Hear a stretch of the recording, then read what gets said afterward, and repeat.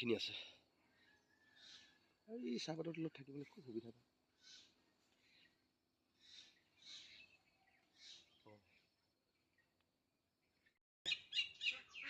একদম একেদিনে খতম কৰি দিলেহি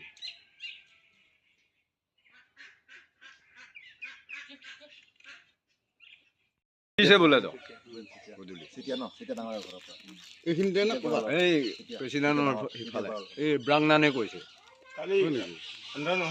হয় এইটো বহুত দিনৰ পৰা আতংক হৈ আছিলে যোৱাকালি এটা আবদ্ধ কৰা হ'ল তাৰপিছত আজি আকৌ ওলাইছে তো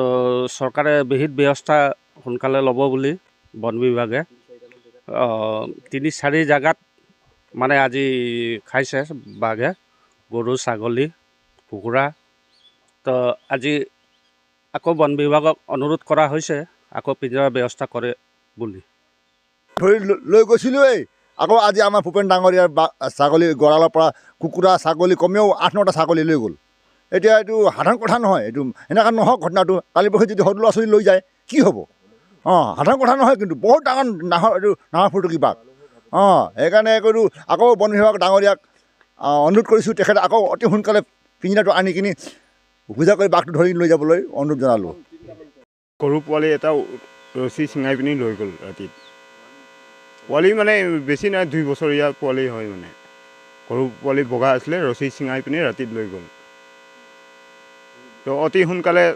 এইটো বন বিভাগে এইটো ব্যৱস্থা কৰিব লাগে মানে